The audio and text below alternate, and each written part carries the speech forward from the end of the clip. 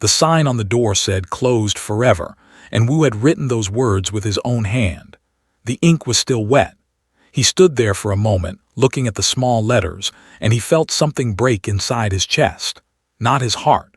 Something older than that. Something that had kept him going for 23 years on this cold metal station floating in the dark space between stars. His shop was small. It had always been small. Just 6 tables, 12 chairs, and a kitchen that was barely big enough for one man to move around. The walls were thin, and when the station's engines hummed at night, the whole place would shake just a little. But Wu had loved it. Every crack in the floor, every stain on the ceiling, every scratch on the old wooden counter that he had brought all the way from Earth. Earth? He had not seen his home planet in 30 years. He left when he was young and full of dreams. He wanted to share human food with the galaxy. He wanted aliens from 100 worlds to taste his mother's soup recipe. He wanted them to close their eyes and feel something warm in their stomachs and their souls. But that dream had died slowly, like a fire running out of wood. The aliens on Station 12 did not understand human food. They had machines that could make anything. You pressed a button and perfect nutrition came out in the form of cubes or paste or liquid. It had no taste. It had no smell. It had no memory. But it kept bodies alive, and that was all most species cared about. Wu remembered his first year on the station. He had opened his shop with such hope. He made noodles by hand every morning. He cut vegetables with a knife, not a machine. He stirred pots and watched steam rise and tasted everything twice before serving it. The aliens had come at first. They were curious. What was this human doing? Why was he wasting so much time on something so simple as food? They tried his dishes. They chewed slowly. They looked at each other with their strange eyes and then they left. Most of them never came back. "It is inefficient," a tall gray alien had told him once. "Your food takes hours to make. Our cubes take seconds. The nutrition is the same. Why would anyone choose the slow way?" Wu had tried to explain. He had tried so many times. Food was not just fuel for the body. Food was love. Food was memory. Food was his grandmother's hands showing him how to fold dumplings when he was 5 years old. Food was his father coming home late from work and still cooking dinner for the family because he said that eating together was sacred. But the aliens did not understand. They had evolved past such things. Emotions were inefficient too. Love was a chemical reaction that could be controlled with pills. Memory was data that could be stored in machines. Why carry it in your heart when you could carry it in a chip? So the years passed and fewer customers came. Wu's hair turned gray. His hands became wrinkled. His back started to hurt from standing in the kitchen all day. And still he cooked. Every morning he woke up at 5 and started making broth. Every afternoon he rolled noodles by hand. Every evening he sat alone in his empty shop and ate his own food because no one else wanted it. Sometimes a human traveler would come through the station. They would see his shop and their eyes would light up. They would sit down and order everything on the menu and eat until their bellies were full and their eyes were wet with tears. "This tastes like home," they would say. "This tastes like my mother's cooking." And Wu would smile and feel like his life had meaning again. But humans were rare out here. This part of space belonged to the old alien empires. Humans were newcomers to the galaxy. They were tolerated but not respected. They were seen as primitive creatures who still needed to eat and sleep and feel things. Last month, the station manager had come to see him. The manager was a creature with 4 arms and skin like blue stone. His name was something Wu could not pronounce, so he just called him Sir. "Your rent is due," Sir had said, "and you are 3 months behind." Wu had bowed his head. "I know, business has been slow." "Business has been dead," Sir had corrected. "I have watched your shop for years, human. No one comes. No one cares. You are wasting space that could be used for something useful."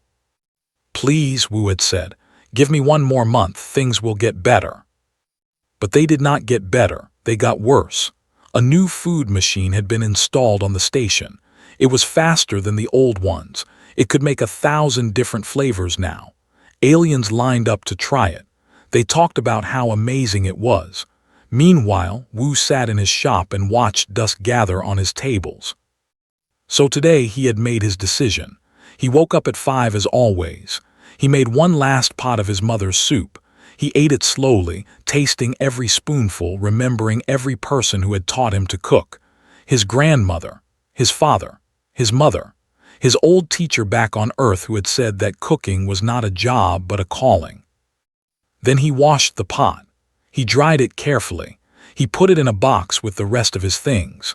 And he walked to the door and wrote those 2 words that broke something inside him. Closed forever.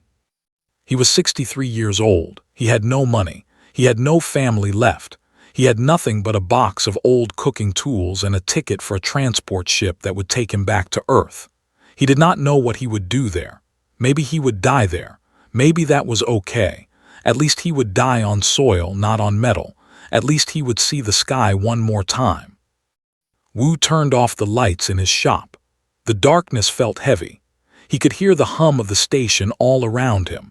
Thousands of aliens going about their lives, not knowing and not caring that a small human dream had just ended. He picked up his box. It was not heavy. 23 years of his life, and it all fit in one small box. He laughed a little, but there was no joy in it. He walked toward the door. His hand touched the handle, and then he heard something behind him. A small sound like footsteps, but not adult footsteps. Small ones, quick ones. Wu turned around. There in the darkness of his shop stood a small creature. It was the size of a human child, maybe 6 or 7 years old. But it was not human.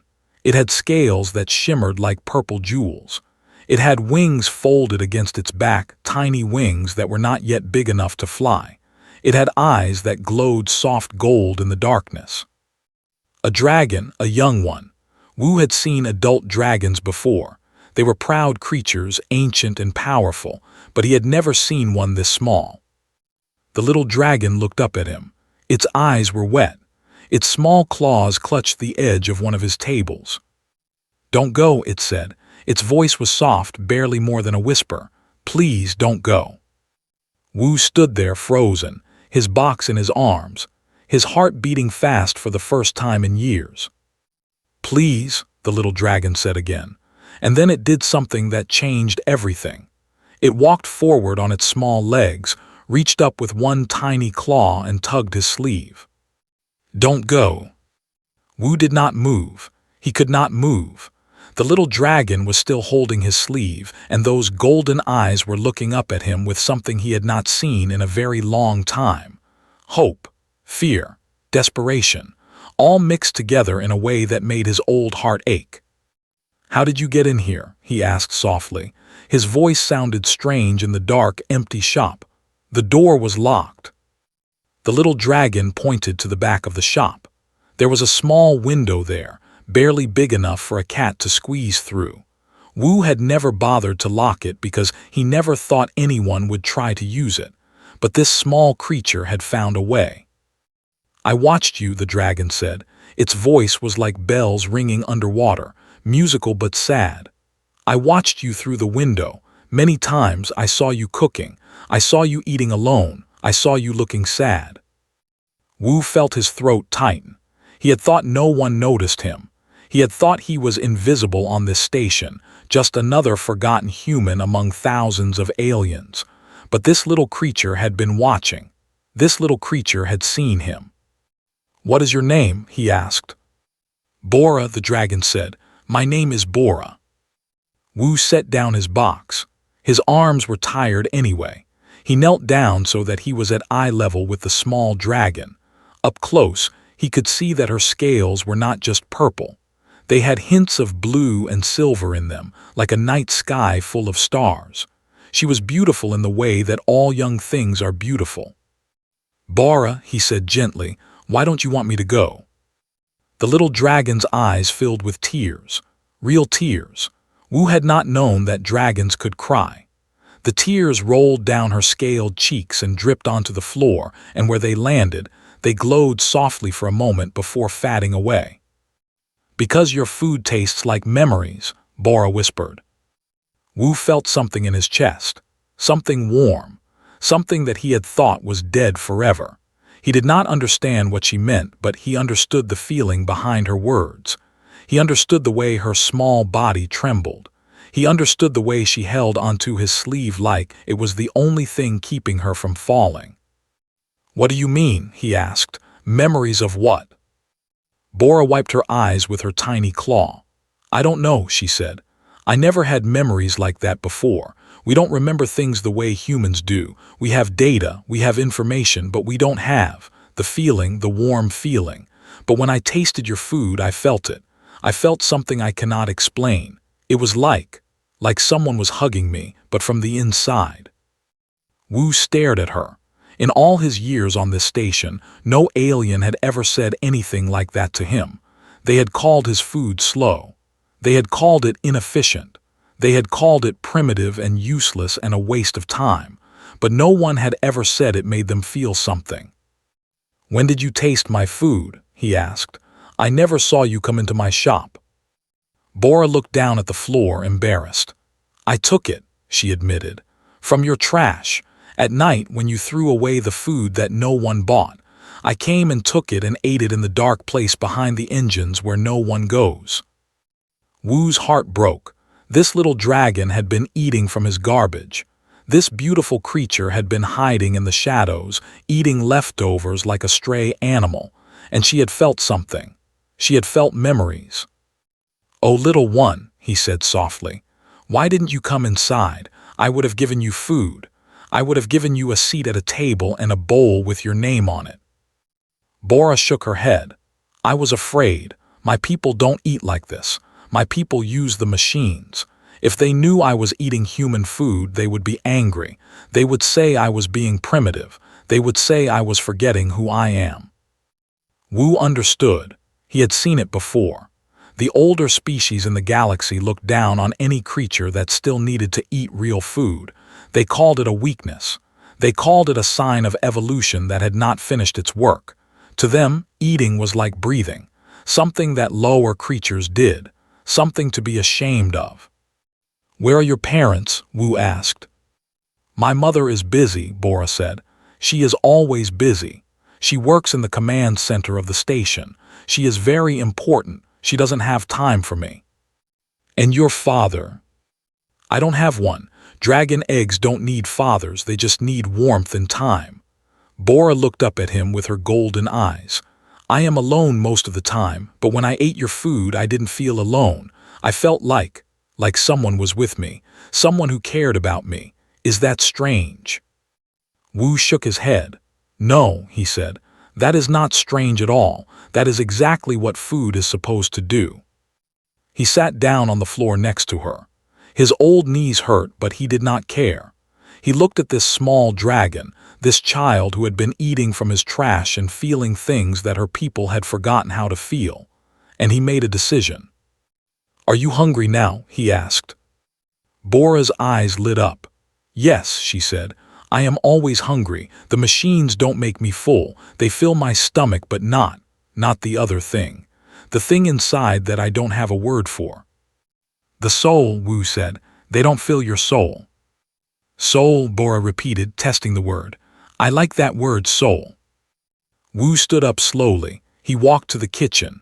He turned on the lights and the old bulbs flickered before coming on. He looked at his stove. He looked at his pots and pans. He had packed them all in boxes, ready to leave forever. But now he unpacked them, one by one. He set them on the counter where they belonged. "What are you doing?" Bora asked. She had followed him and was standing in the doorway of the kitchen, her tail curling around her small feet. "I am going to cook for you," Wu said. "A real meal, not from the trash, fresh and hot and made with my hands just for you."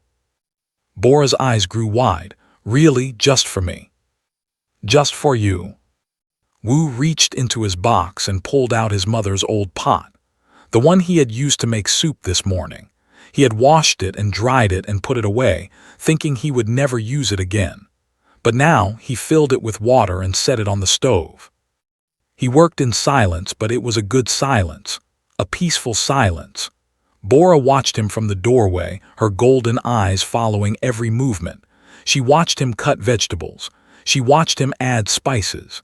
She watched him stir the pot with a wooden spoon that his grandmother had given him 50 years ago.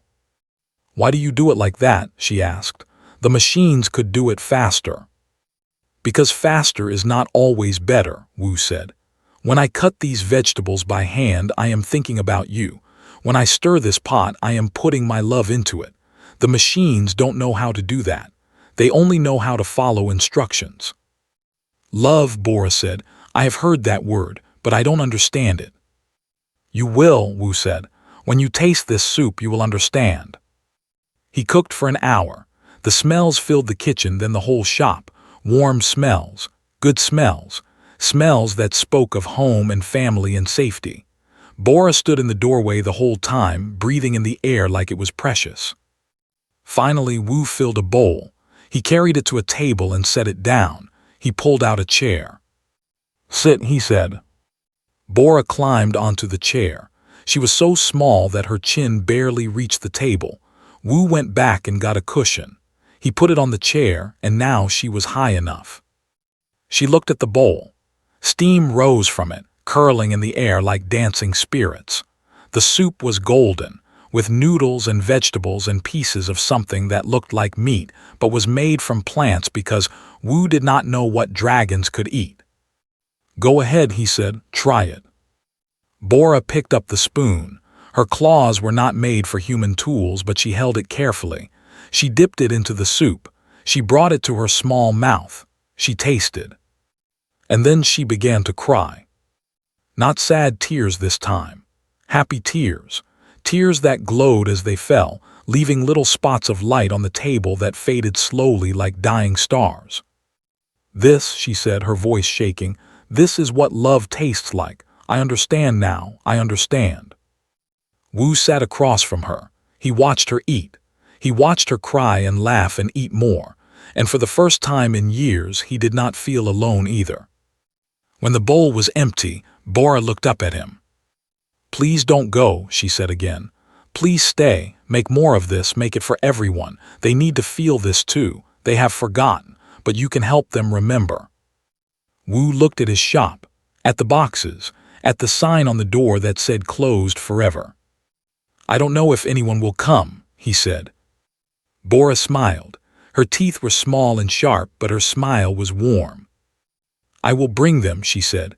"I will tell them they will come, I promise." Wu looked at this small dragon, this child who had eaten from his garbage and learned what love tasted like, and he believed her. For the first time in 20 years, he believed that things could change. "Okay," he said. "I will stay for you, I will stay." Bora jumped off her chair and ran to him and hugged his leg. Her small arms could barely reach around, but she held on tight. "Thank you," she whispered. "Thank you, thank you, thank you." And Wu patted her head gently, feeling her scales warm beneath his old fingers, and he smiled. Tomorrow he would open his shop again. Tomorrow he would take down that sign. Tomorrow everything would be different. He did not know how right he was. The next morning, Wu woke up before the artificial sun of the station turned on. He lay in his small bed in the back room of his shop and looked at the ceiling. For a moment, he thought everything had been a dream. The little dragon, the tears, the promise to stay. Surely it was just his lonely mind playing tricks on him. But then he heard a sound, a soft knock on his back door. He got up and opened it, and there was Bora, her scales shimmering in the dim light of the corridor. "You stayed," she said, her golden eyes bright with joy. "You really stayed." "I made a promise," Wu said. "I always keep my promises." That day he took down the sign that said closed forever. He wrote a new sign that said open. He cleaned the tables. He washed the windows. He made everything shine as much as old things can shine. And then he started cooking. Bora sat at her favorite table, the one closest to the kitchen, and watched him work. She asked many questions. Why did he add salt? Why did he wait before stirring? Why did he talk to the food while he cooked? Wu answered every question patiently. He told her about his grandmother and his father and his mother. He told her about Earth, about the blue oceans and the green forests and the smell of rain on hot pavement. Bora listened with her whole body, leaning forward, her tail curling with excitement. At noon the shop was ready, but no customers came. Wu was not surprised. No one had come for months. Why would they come now? But Bora jumped off her chair. "I told you I would bring them," she said. "Wait here, I will be back." She ran out of the shop on her small legs, her wings bouncing on her back. Wu watched her go, and he felt a strange mix of hope and fear. What if she failed? What if no one cared? He did not want to see disappointment in those golden eyes. He waited. An hour passed, then two. He started to lose hope. He sat at one of his tables and looked at his hands, old hands, wrinkled hands, hands that had cooked a million meals that no one wanted. Then the door opened. Bora came in first, running to him with excitement. "I brought them," she said. "I brought my family." Behind her came 3 adult dragons. They were much larger than Bora, almost as tall as Wu himself. Their scales were darker, deeper shades of purple and blue. Their eyes glowed brighter. They looked around the shop with expressions that Wu could not read. Were they curious, disgusted, amused? "This is him," Bora said, pointing at Wu. "This is the human who makes the food that tastes like memories." One of the adult dragons stepped forward. She was the tallest of the 3, and she had a presence that made Wu stand up straight. This was someone important, someone powerful. "I am," she said. Her voice was deeper than Bora's, but it had the same musical quality. "I am Bora's mother." Wu bowed respectfully. "It is an honor to meet you. Your daughter is a wonderful child." His eyes moved to Bora and something softened in them, just for a moment. Then she looked back at Wu with her official face. "My daughter says that your food made her feel things," said. "She says she felt memories. She says she felt love. These are words that my people stopped using long ago. I came to see if she is telling the truth, or if she has been spending too much time in the lower decks reading old data files." "I am not lying," Bora said, her small voice fierce. "I felt it, I really felt it." Raised one claw and Bora went quiet. "I will judge for myself," she said to Wu. "Make me something." Wu nodded. He went to his kitchen. He could feel the eyes of the dragons on his back, watching every movement. His hands were shaking slightly, and he had to take a deep breath to calm them. What should he make? Something simple, he decided. Something pure. Something that would let the ingredients speak for themselves. He made a bowl of rice, just rice, but not ordinary rice. He washed it 7 times until the water ran clear. He let it soak for 30 minutes. He cooked it in his grandmother's old pot, the same pot he had used for Bora. And while it cooked, he stood over it and thought about all the people he loved. His grandmother teaching him to cook. His father's tired smile. His mother singing in the kitchen on Sunday mornings. When the rice was done, he put it in a bowl. He brought it to and set it down in front of her. "Just rice," she said, her eyes narrowing. "This is what you offer me." "Rice is not just rice," Wu said quietly. "Rice is the foundation of everything. If you can taste the love in plain rice, you can taste it in anything." Looked at him for a long moment. Then she picked up the bowl in her claws. She brought it to her mouth. She ate. The room was silent. Bora was holding her breath. The other 2 dragons were watching with careful eyes. Wu stood still, his heart beating fast. Set down the bowl. She did not speak. Her eyes were strange, distant, like she was seeing something far away that only she could see. "Mother," Bora asked, her voice small, "are you okay?" Blinked. When she looked up, there were tears in her eyes. Dragon tears, glowing softly before fading away. "I remember," she whispered. "I remember my mother. She died when I was young. I stored the data of her in my memory chip, but I never felt her. Not until now. I can feel her now. She is holding me. She is telling me that everything will be okay." The other 2 dragons looked at each other in shock. Was crying. The great commander of the station's security force, the dragon who had not shown emotion in 100 years, was crying over a bowl of rice. "Please," she said to Wu, "please make more, make enough for my friends. They need to feel this too." Wu bowed. He went back to his kitchen. He cooked more rice. He made soup. He made noodles. He made simple dishes with simple ingredients, and he put all his love into everyone. The dragons ate. They all cried.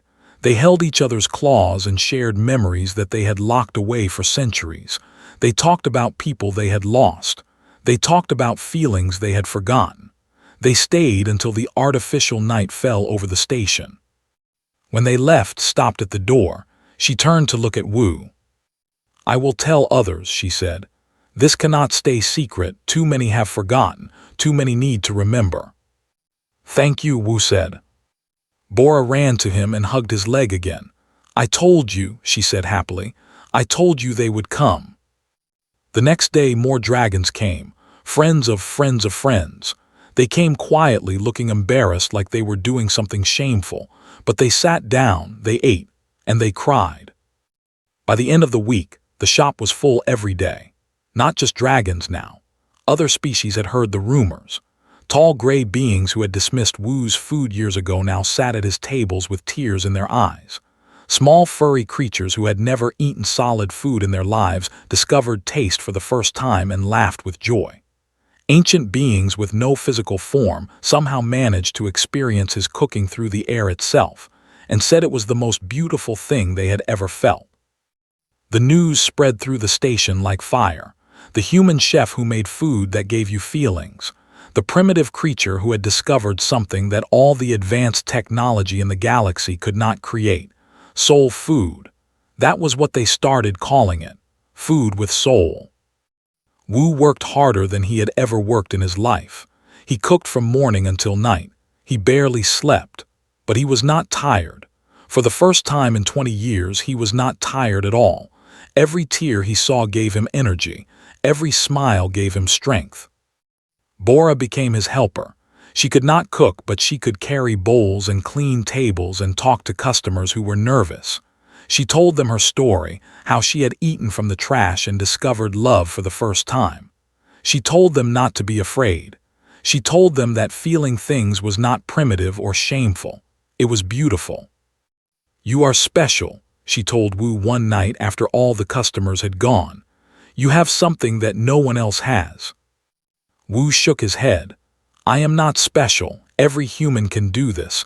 Every human knows how to cook with love. We are born with it." Bora tilted her head, thinking. "Then humans are special," she said. "All of you, your whole species." Wu smiled. He had never thought of it that way. On Earth, cooking was so normal that no one considered it special. Every family had recipes. Every home had a kitchen. Every person knew what it felt like to eat a meal made by someone who loved them. But out here, among the stars, this simple thing was a miracle. This basic human ability was something that entire civilizations had evolved past and then spent centuries trying to find again without knowing it. Humans were special after all, not because of their technology, not because of their weapons, not because of their ships or their science, but because of this, because of love, because of food, because they still knew how to feel. "I am going to teach you," Wu said suddenly. "I am going to teach you how to cook." Bora's eyes went wide. "Really? You will teach me?" "Yes, someone needs to carry this forward. Someone needs to share it with the galaxy. I am old, little one. I will not live forever, but you are young. You have hundreds of years ahead of you. You can take this gift to places I will never see." Bora nodded solemnly. I will learn everything, and I will teach others, and they will teach others, until everyone in the galaxy knows what love tastes like." Wu patted her head. "Good girl," he said. "That is exactly what I was hoping to hear." Outside the shop, the station hummed with life. Thousands of aliens going about their days, not knowing that everything was about to change. Not knowing that a small dragon and an old human had just started something that would reshape the entire galaxy.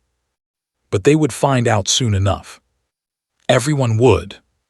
3 months passed, and Wu's small shop became the most famous place in the galaxy. News traveled fast between the stars. Traders carried stories from station to station. Diplomats whispered to each other in grand halls. Warriors who had not felt anything in centuries heard rumors and began their long journeys. They came from everywhere. Ships arrived at Station 12 every day, filled with beings who wanted to taste the humans' food. The station's docking bay, which had been half empty for years, was suddenly full. The corridors, which had been quiet, were now crowded with strange and wonderful creatures from 100 different worlds. Wu was overwhelmed.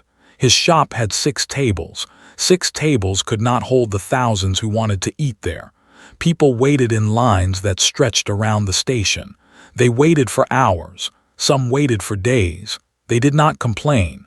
They said the wait was worth it. The station manager came to see him. The bluestone creature with 4 arms who had almost forced him to leave now stood in front of him with something like respect in his many eyes. "You need a bigger space," Sir said. "I can give you the entire lower deck, free of charge, no rent, ever." Wu shook his head. "I do not want a bigger space. A bigger space means bigger machines, more efficiency, less love. My shop stays small. That is the whole point." Sir looked confused, but he nodded. He had learned not to argue with this strange human. The visitors kept coming, and they were not just ordinary beings anymore. One day, a great warship appeared outside the station. It was the size of a small moon, covered in weapons that could destroy planets. Everyone was terrified. The last time such a ship had come to a station, the station had not survived. But the ship did not attack. Instead, a small shuttle came down and landed in the docking bay. The doors opened, and out walked a being that made everyone fall silent. He was a warrior king, one of the 12 rulers of the great empires. His name was Ho, though few dared to speak it. He was 8 feet tall, covered in golden armor that was said to be made from the hearts of dying stars. His face was hidden behind a mask, and his eyes burned with cold fire. Ho walked through the station and crowds parted before him like water. He asked no questions. He needed none. Everyone knew where he was going. When he reached Wu's shop, he stopped. He looked at the small door, the faded sign, the old windows. For a long moment he said nothing. Then he removed his mask. Beneath it was a face that had not smiled in 1,000 years. A face that had ordered the destruction of worlds. A face that had forgotten what peace felt like. "They say you can make me feel again," Ho said. His voice was like thunder rolling across mountains. "They say you can wake the dead parts of my soul. I do not believe them, but I have traveled very far to find out if they are right." Wu looked up at this giant, this killer of millions, and he was not afraid. Fear was for those who had something to lose. Wu had lost everything long ago. Now he had found something new, and that something could not be taken away. "Sit," Wu said, pointing to a small chair at a small table. Ho looked at the chair. It was far too small for him, but he sat anyway, his huge body awkward in the tiny space. He looked like a mountain trying to fit inside a teacup. Wu went to his kitchen. He thought carefully about what to make. This being had tasted the finest foods in the galaxy. He had eaten at the tables of emperors. He had drunk wines that cost more than entire planets. Nothing fancy would impress him. So Wu made something simple, a bowl of soup. The same soup his mother used to make when he was sick as a child, warm and gentle and full of love. He brought it to Ho and set it down. "This is it," the warrior king said, looking at the simple bowl. "This is what all the stories are about." "Eat," Wu said. Ho picked up the bowl. His huge hands made it look like a toy. He brought it to his lips. He drank. And then something impossible happened. The warrior king began to cry. Not small tears. Great, heavy tears that rolled down his ancient face and fell onto the table like rain. His whole body shook. His armor rattled. The ground trembled beneath his weight. "What have you done to me?" he whispered. "What is this?" I made you remember, Wu said softly. Remember what it felt like to be loved. Remember what it felt like before the wars, before the killing, before you became what you are now. Ho set down the bowl. He looked at his hands, hands that had destroyed so much, hands that had forgotten how to build. I had a mother once, he said. His voice was different now, smaller, younger, like a child lost in the dark. She used to hold me when I was afraid. She used to sing to me. I forgot her. I forgot her completely, but now I remember. He looked at Wu with eyes that were no longer cold. Thank you, he said, thank you. When Ho left the shop, he was different. Everyone could see it. The cold fire in his eyes was gone. In its place was something warm, something human, though he was not human at all. He returned to his warship. He sent a message to all his fleets. The wars were over. The killing was done. He was going home to the planet where he was born to find his mother's grave and sit beside it and remember. The galaxy watched in shock. A warrior king had laid down his weapons because of a bowl of soup. It seemed impossible. It seemed like magic. But it was not magic, it was just love. After that, everything changed faster than anyone could imagine. More kings came, more emperors, more rulers of great nations and commanders of vast armies. They all came to the small shop on Station 12. They all sat in tiny chairs and ate simple food and cried. They offered Wu everything: gold, power, planets of his own, armies to command, titles and honors beyond counting. He refused it all. I do not want to be rich, he said. I do not want to be powerful. I want to cook. That is all I have ever wanted. But there was one offer he could not refuse. A group of beings came to him one night. They were not rulers or warriors. They were teachers, scholars from 100 worlds dressed in simple robes. We want to learn, their leader said. She was an old creature with silver eyes and skin like ancient paper. Her name was Mi Young, and she had studied knowledge for 10,000 years. We want you to teach us your secret, not for power, not for money, but so we can share it with others. Wu looked at them. He looked at Bora, who was sitting at her usual table, watching with her golden eyes. I cannot teach the whole galaxy myself, he admitted. I am just one old man, but if you truly want to learn, I will teach you, and you will teach others, and they will teach others, until every corner of every world knows what love tastes like. Mi Young bowed deeply. That is all we ask. So Wu began to teach, not in a grand school but in his small kitchen. He took students 3 at a time and showed them how to cook, not just the recipes, not just the techniques, but the heart of it, the soul of it, the love that made everything possible. He taught them to wash rice until the water ran clear. He taught them to stir soup with patience and care. He taught them to think about the people they loved while they cooked. He taught them that food was not fuel but a gift, a connection, a bridge between souls. Bora was his best student. She learned faster than anyone. Her small claws became skilled with knives and spoons. Her sense of taste became so sharp that she could tell if a dish had love in it just by smelling it. You have a gift, Wu told her one day. You feel things more deeply than anyone I have ever met. I learned from you, Bora said. No, Wu shook his head. This was always inside you. I just helped you find it. The students he taught went out into the galaxy. They opened small shops on distant worlds. They cooked simple meals and made people cry. They taught others, who taught others, who taught others. The chain grew longer and longer, spreading across the stars like light spreading across darkness. And at the center of it all was a small shop on Station 12. A shop with 6 tables and 12 chairs, and an old human who worked from morning until night. A shop where a small dragon helped serve bowls of soup that tasted like memories. Wu was happy. For the first time in his life, he was truly happy. He had not become rich or famous or powerful. He had become something better. He had become necessary. The galaxy needed him, not for weapons or technology, not for war or conquest, but for love.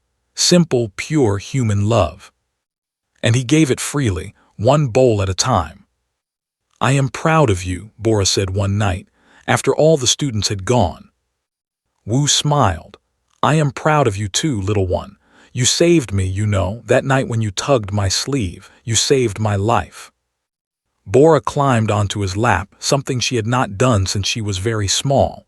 She was bigger now, almost too big for this, but she did it anyway. "We saved each other," she said. And Wu held her close and knew that she was right. They had saved each other, and together they were saving the galaxy. One meal at a time. 20 years passed like water flowing down a river, sometimes fast, sometimes slow, but always moving forward. Wu was 83 years old now. His hair was completely white. His hands shook when he held his spoons. His back was bent, and he walked with a cane that Bora had carved for him from the wood of a tree that grew on a distant world. But his eyes were still bright, and his smile was still warm, and his food still tasted like love. The galaxy had changed. It had changed so much that people who had been alive before could hardly recognize it. The Great Wars had ended, not because one side won, but because both sides learned to feel again. Rulers who had once ordered the destruction of planets now sat at dinner tables with their enemies and shared meals and stories. Warriors who had spent centuries killing now spent their days cooking for orphans and refugees. The weapons factories had been turned into kitchens. The battleships had been turned into floating restaurants. And all of it, every single piece of it, traced back to a small shop on Station 12. Cooking academies now existed on more than 100 worlds. They all bore the same name, the Wu Schools of Soul Cooking. They taught beings of every species how to make food with love, not fancy food, not efficient food, but real food, human food, food that made you feel. Bora had grown into a magnificent dragon. She was as tall as Wu now, with scales that shimmered like a galaxy full of stars. Her wings were strong enough to carry her across continents, though she rarely flew. She preferred to stay close to the old shop, close to the man who had taught her what love meant. She was the greatest chef in the galaxy. Everyone said so. Her food made even the most ancient beings weep with joy. Her recipes were studied in every academy. Her name was spoken with reverence on 1,000 worlds. But she never forgot where she came from. Every day she worked in the small shop on Station 12, making soup and noodles and rice, just like Wu had taught her. On the morning of Wu's 83rd birthday, something special happened. He woke up and found that his shop was surrounded by beings, not just a few, thousands, millions, beings of every species, every size, every color. They had come from across the galaxy to be here on this day. They filled the corridors of the station. They floated in ships outside the windows. They watched on screens from distant worlds. "What is happening?" Wu asked, confused. Bora smiled her dragon smile. "Today is your birthday, teacher, and the galaxy wanted to thank you." She led him outside, through the crowd of beings who parted before him like he was royalty. They all bowed as he passed. Some of them cried. Some of them reached out to touch his old hands, like touching him might transfer some of his warmth to them. They took him to the center of the station, where a great open space had been created. And there, in the middle of that space, stood a statue. It was a statue of him, not as he was now old and bent, but as he had been 20 years ago, on the day when everything changed. He was standing in his kitchen, holding his grandmother's pot, looking at something outside the frame with hope in his eyes. And beside him, carved in the same stone, was a small dragon, Bora as she had been when she was young. She was tugging his sleeve, looking up at him with her golden eyes.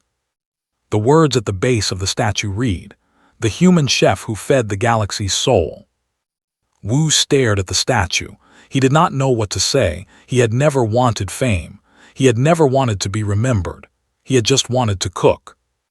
But Bora took his hand in her claw and squeezed gently. "You deserve this," she said. "Every being in this crowd owes something to you, their peace, their happiness, Their ability to feel love. You gave them all of that. You gave me all of that. Wu looked at the crowd. He saw dragons and gray beings and furry creatures and things with no bodies at all. He saw children and elders and warriors and scholars. He saw humans too, young humans who had traveled far to see the man who had made their species famous across the stars. "I am just a cook," he said, his voice shaking. "I just made food." A voice came from the crowd. It was Ho, the warrior king who had laid down his weapons 20 years ago. He was old now too, his armor exchanged for simple robes, his cold eyes now warm and gentle. "You did not just make food," Ho said. "You made us remember who we were supposed to be, before we forgot, before we lost ourselves. You brought us back, all of us." The crowd cheered. The sound was so loud that it shook the walls of the station. Beings wept and laughed and held each other. Fireworks exploded outside the windows, painting the darkness with colors that had no names. Wu stood there overwhelmed, not knowing what to do.